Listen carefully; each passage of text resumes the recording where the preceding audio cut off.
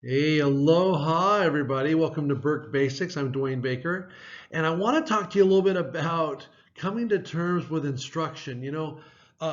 Everybody in all the schools are always getting introduced to something new, and it usually has something to do with instruction, and there can be a lot of different initiatives going on in the schools. And sometimes, if we don't understand how they interrelate or overlap, it can get confusing as to why we're doing what we're doing. So I hope that this is helpful for you. I hope that I'm not the only one who thinks this is really cool. All right.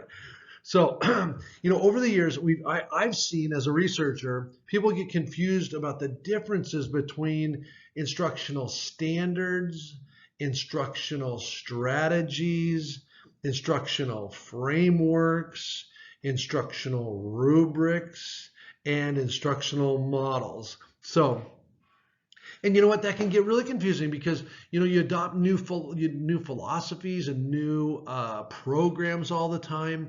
I hope as a result of going through this quick little presentation, you'll understand what these are and how they're different from each other and actually how they all work together. So first of all, there are instructional standards. In the state of Hawaii, you have the EES system. Now, I put these slides together with a lot of pros on the right-hand side. I'll just talk through that. I'm not going to try to read all that, but just in case you want to read it.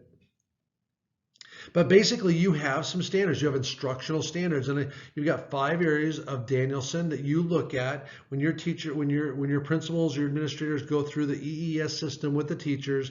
They're looking for 5 instructional areas within Danielson, and those would be your instructional standards. Those are related usually to your evaluation system. Well, then there's also instructional strategies. And you know what? There's a new book out every couple of months, if not more, on more instructional strategies. There are literally thousands of instructional strategies out there. Hattie's got a great book called Visible Learning, where they 800 different instructional strategies, along with their effect sizes.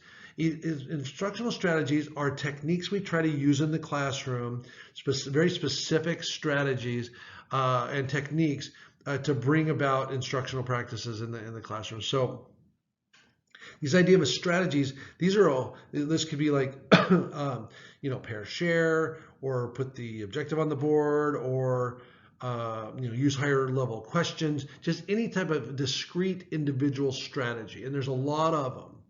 Now, just because you have all these strategies, it doesn't mean that we're suggesting any sequence to these strategies, but just that you're being trained in a literacy strategy, an intentional, learning target strategy, something like that. But there's also things called instructional frameworks, and a lot of you are familiar with the 4 habits instructional framework. Well, this actually just takes the 4 big ideas related to instruction. In this case, ready to learn, what to learn, talk to learn, and model to learn, and just gives you an idea of a way of thinking about it. It just frames it in that there's some things the teacher initiates related to instruction in all 4 areas. There's some student collaboration in all 4 areas. There's some student application in all 4 areas, but it's a framework. It doesn't suggest any type of sequence to all this. And a framework is a way of thinking about instructional practices so that you can hold on to all of it. It's hard to hold on to thousands of strategies, but you can hang on to four habits that are in a framework: ready to learn, what to learn, talk to learn, model to learn. And we can pay attention to that. And that's why it's called a framework, and it even looks like a frame. It's inside a table there. So that's the 4 habits instructional framework, and there are instructional frameworks. There are also instructional rubrics. A lot of you are familiar with the 4 habits rubric, and the whole idea of a rubric is that you can read from left to right, and there's a progression, and usually you want to be in the 3rd or 4th column of a rubric towards the right, most of the time. And so, but a rubric is designed for you to be able to reflect on your practices and also to find yourself in the practices, like to find yourself on the rubric and to be able to direct yourself. But a rubric you can actually use for your own personal reflection. It'll show you where you are. It'll show you where you can be. the whole bit. So that's a rubric. There's a flow to it. There's examples and that kind of thing. And so in this case, it's a copy of the 4 Habits rubric with the Burke Group. And then finally, there's a thing called an instructional model. Well, an instructional model should pull together in a school the instructional standards, the instructional strategies, whatever programs you've been purchasing, your instructional framework, your instructional rubric, and the instructional model actually takes all those together, but now it starts to suggest a delivery sequence.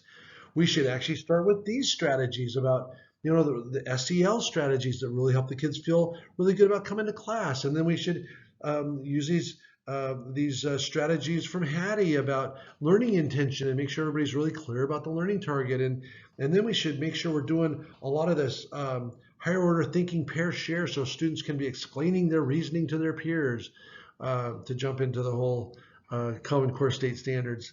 And then also we should be making sure the kids have hands-on experiences with model to learn, that kind of thing. But that's a sequence. We should start with this, we should go to this, we should go to this.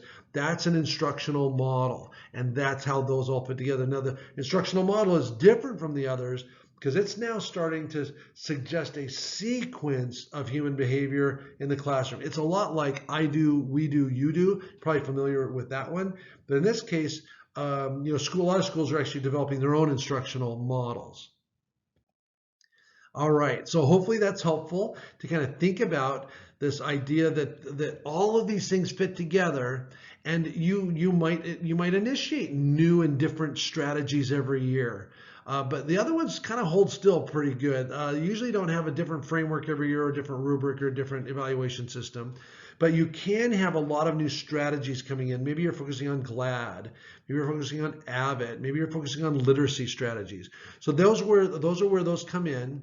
But just because you're working on AVID doesn't mean you get rid of EES. Okay, so they all fit together, and then the instructional model would be putting them together into a sequence. Just FYI, the Burke instructional model, we start with teams, this idea that at the beginning of every lesson, the students should be together in teams, or at least pairs, learning partners. And the next thing, we'd go to the right and look at the learning target, and then that they should be talking with each other and that they should be doing something tangible. So we're always thinking about all 4 of those things, of students feeling connected to a team, that they know what the learning target is, they get to talk with their peers, and they do something tangible, something hands-on. So, and there's a sequence to that. All right. Well, thanks for joining me for Burke Basics. Maybe I'm the only one out there that really loves to kind of ferret out the difference between all those instructional terms. I hope that you enjoyed it. And more than that, I hope you found it helpful.